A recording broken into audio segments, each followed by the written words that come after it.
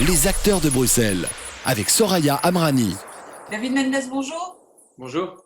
Alors, on vous connaît bien dans l'émission, puisqu'on s'était rencontrés, c'était au mois de janvier dernier. Avec vous, on avait parlé du Pérou, pays d'origine de vos parents. On avait parlé musique, puisque vous êtes musicien, chanteur. On avait parlé de ce concert à venir. C'était normalement au mois de mars, fin mars. Finalement, concert annulé, reporté.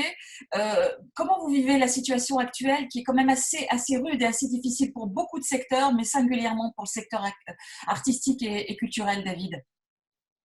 Alors, c'est une période qui est très dure pour tout le secteur culturel, comme vous l'avez dit. Moi, personnellement, je me considère assez bien chanceux parce que j'ai le statut d'artiste, mais ce n'est pas le cas d'une majorité des artistes. Et aussi la chance d'avoir sorti notre album en 2019, ce qui fait que nous, on avait une tournée maintenant qui était prévue en 2020, mais qui n'a pas, l'implication des annulations n'est pas aussi fort que si on l'avait eu pour la sortie d'album. Et c'est pour ça que je me sens très solidaire avant tout avec les copains qui sortaient leur projet maintenant, qui ont travaillé parfois des années et des années pour sortir leur bébé maintenant et qui ne peuvent pas le partager avec leur public. Et ça, c'est d'autant plus dur. Donc, à la fois solidaire des copains et moi, au niveau individuel, je considère que je ne dois pas me plaindre. Est-ce que c'est un moment de réflexion? Est-ce que c'est un moment d'inspiration? C'est vrai qu'on est forcément confiné à la maison, on a du temps. Est-ce que c'est un moment propice à la création pour vous en ce moment? Moi, je trouve ça difficile en fait d'être inspiré ou en tout cas de vraiment créer. Par contre, c'est l'occasion de lire, c'est l'occasion de s'inspirer. Ce que moi j'essaye de faire, c'est plutôt trouver des manières détournées de toucher quand même un public certain. J'ai eu la chance la semaine passée de faire un petit concert pour une maison de repos via Skype. Malheureusement, vu la situation, ça va être de plus en plus difficile de faire ça parce que maintenant les résidents sont bloqués aussi dans leur chambre. C'est de trouver des solutions pour quand même toucher des personnes différemment parce que moi, personnellement, ce qui me motive beaucoup dans la musique, c'est de partager des moments en live avec un public. Ouais. Et donc pour vous, l'écran, c'est pas un frein, tout est bon pourvu qu'on puisse toucher les gens? C'est-à-dire que c'est un moindre mal. En fait, il n'y a pas d'autre solution. L'idéal, c'est de jouer avec un groupe. Moi, évidemment, jouer avec les membres de Chico Mendes, c'est 100 fois mieux que jouer tout seul.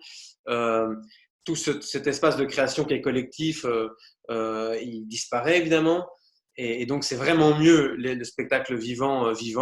Maintenant, c'est un moindre mal d'utiliser les technologies comme on peut pour continuer à essayer à notre manière de soutenir ceux qui souffrent et ceux qui sont isolés. Ouais. Alors, vous avez pas mal chanté aussi sur les réseaux sociaux. Là aussi, c'est une manière de partager, de partager quoi? Une envie de tenir bon?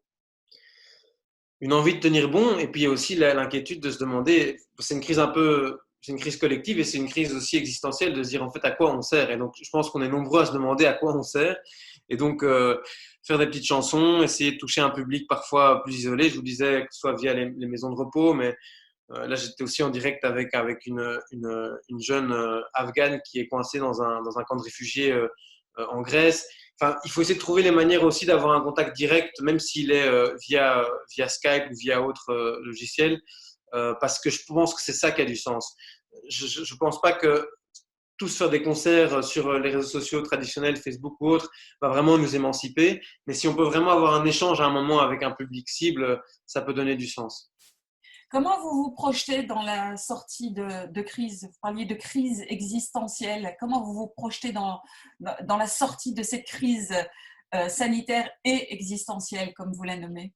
Alors, au niveau très, très matériel, on va dire, ce qui est compliqué, c'est que ça annule toute la tournée. Donc, aussi la tournée qu'on avait prévue au Canada, à l'étranger, aussi tous les concerts qui étaient prévus cet été. Et au niveau peut-être un peu plus intime ou spirituel, je crois que ça nous questionne au-delà de ça, parce que, évidemment, peut-être qu'en septembre, ça ira mieux, peut-être qu'on pourra recommencer à jouer.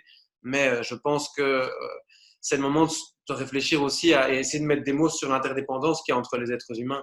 Cette crise nous permet de nous rappeler ce qu'on avait peut-être oublié, c'est qu'on est foncièrement tous interdépendants. La santé de notre voisin, la santé de tous a un impact sur notre santé, et c'est peut-être une bonne nouvelle ça. Et si cette fragilité, si la vulnérabilité que cette crise révèle nous permet de devenir plus solidaires, d'être plus conscients de l'autre et conscients de la souffrance des autres, ce sera une crise tout à fait utile quelque part.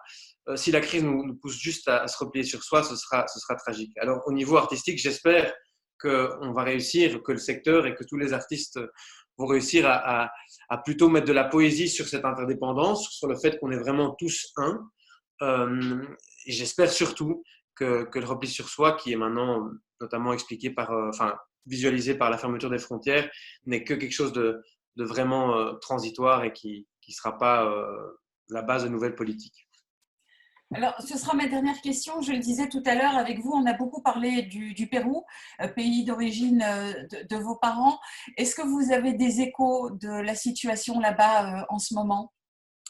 Alors, la situation est très complexe parce que les soins de santé au Pérou, comme dans beaucoup de pays du Sud, ne sont pas ceux qu'on connaît ici en Belgique. Après, notre président, qui s'en sort pas si mal et a en fait même pris comme exemple dans la région d'Amérique latine, parce qu'il a pris des mesures assez préventives qui fait que pour l'instant, la crise est plus ou moins sous contrôle au Pérou, ce qui n'est pas le cas de tous les pays du Sud. Mais le confinement est beaucoup plus dur là-bas qu'ici. Hein. Il faut se dire que nous, on peut encore aller courir, etc., aller dans des bois, etc., pour s'aérer. C'est pas le cas là-bas. Hein. Donc, c'est plus dur, mais j'ai l'impression, touchons du bois, que ça va pas s'empirer. On est en contact quotidien avec ma famille qui me dit que ils sont tous bien confinés, mais pour l'instant, c'est plus ou moins sous contrôle. Merci, merci infiniment David Mendes d'avoir accepté notre petit rendez-vous sous la forme de ce petit bonus vidéo. Je rappelle que on peut toujours retrouver cette émission qu'on avait faite ensemble, c'était en janvier dernier sur le site de BX1+, et puis alors également sur la page Facebook des acteurs et actrices de Bruxelles. Merci infiniment. Je voulais en profiter, si vous me permettez, de dire une dernière chose. Vous parliez de la situation au Pérou. En fait, malheureusement, ce qui serait utile dans cette crise aussi, c'est que pour l'instant, on est fort focalisé sur ce qu'on vit ici en Belgique. Mais il faut se dire qu'il y a beaucoup de peuples qui souffrent beaucoup plus, et notamment les pauvres des pays pauvres, et aussi des pays en général qui n'ont pas les chances que nous, on a. Et donc, ce serait intéressant aussi que pour l'instant, même si notre attention est focalisée sur ce qu'on vit en Belgique, de réussir à dépasser ça dès qu'on pourra respirer un petit peu et se rappeler que la solidarité internationale, c'est quand même une des choses qui doit être dans nos priorités dans les années et les mois à venir. Merci d'avoir partagé avec nous toutes ces réflexions, David, et au plaisir de vous revoir sur scène, alors j'espère bientôt. Merci beaucoup. Merci. Au revoir. Au revoir. Les acteurs de Bruxelles.